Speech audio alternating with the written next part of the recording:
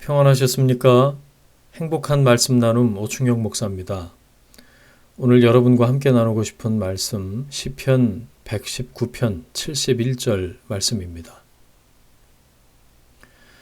고난 당한 것이 내게 유익이라 이로 말미암아 내가 주의 율례들을 배우게 되었나이다. 아멘. 대부분 고난에 당했다고 느낍니다. 나는 그냥 있었는데 어느 날 갑자기 이 고난이란 놈이 찾아와서 나를 못살게 굴고 어렵게 만들고 타격했다고 말입니다. 고난에 갑자기 당했다. 누구나 이렇게 자연스럽게 수동태로 표현하는 이유가 그런 것 아닐까요? 고난에 당했다고 느꼈을 때 세 가지 질문을 할 수 있죠. 첫 번째, 왜를 묻습니다. 왜 내게 이런 시련이 오는가입니다. 본능적으로 왜라는 질문을 떠올리죠. 가장 궁금해하는 것이기 때문입니다. 내가 무슨 잘못을 했길래 이런 어려움이 찾아왔는지 도대체 모르겠다는 거죠.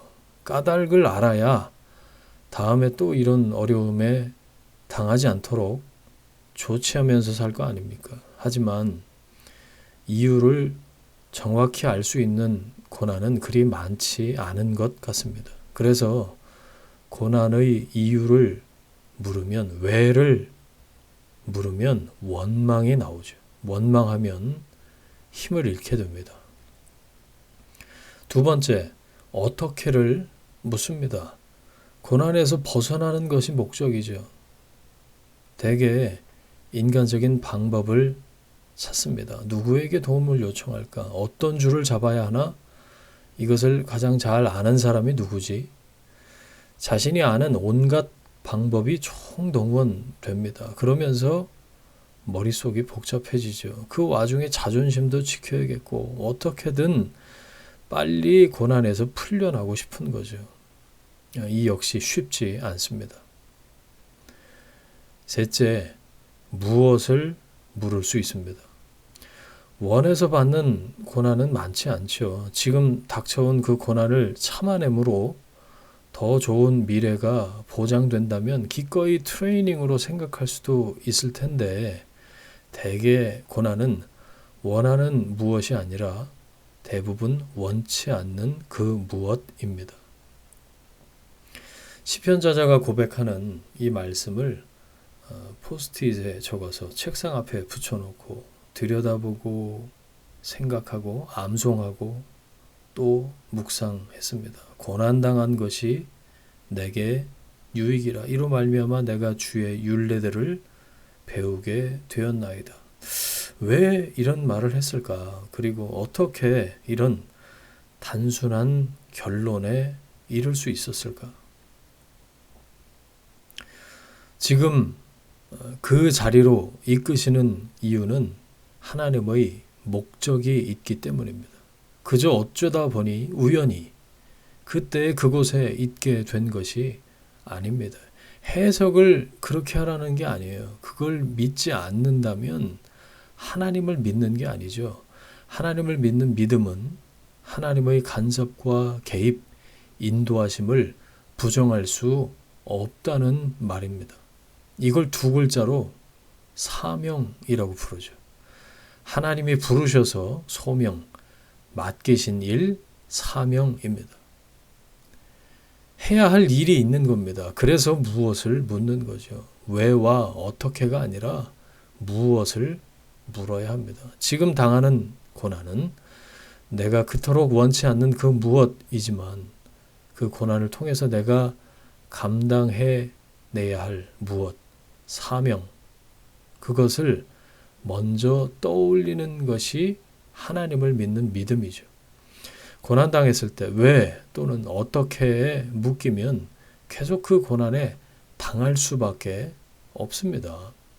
무엇을 이라는 질문을 떠올리는 연습과 훈련이 필요하겠다 생각했습니다.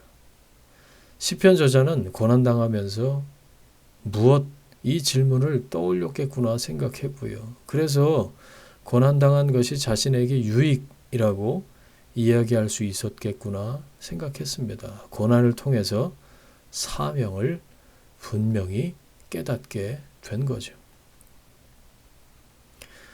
다메섹 도상에서 예수님을 만난 바울은 곧장 물었습니다. 주님, 무엇을 하리이까? 빌립보는 바울이 원해서 간 곳이 아니죠. 마케도냐인의 환상을 보고 보냄 당한 곳입니다. 그런데 귀신 들린 점치는 여종을 고쳤다고 감옥에 갇히죠. 바울은 왜를 묻지 않았습니다. 그래서 원망이 없었습니다. 어떻게를 묻지 않았습니다. 그래서 감옥에서 나올 방법을 찾지 않았죠. 그냥 그 자리에서 무엇을 묻습니다. 고난당한 그 자리에서 해야 할 일, 할 수 있는 일을 합니다.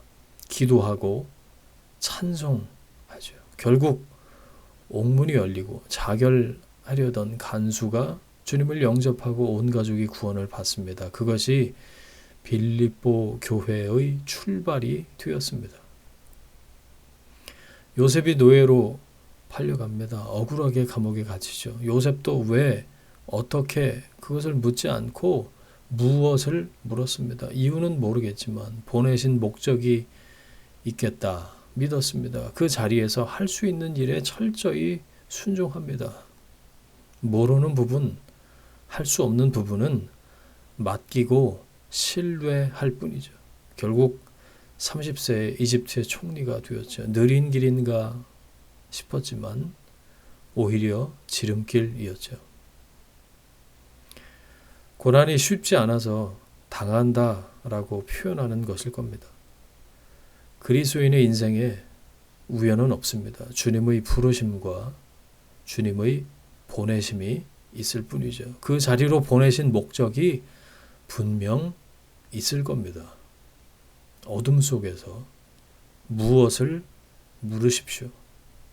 그 자리에서 사명에 충성할 때 상상도 못했던 일들이 해결될 것입니다. 동시에 예상 못했던 하나님의 큰 일을 보게 될 것입니다. 이로 말미암아 내가 주의 율례들을 배우게 되었나이다 라고 고백하게 될 것입니다.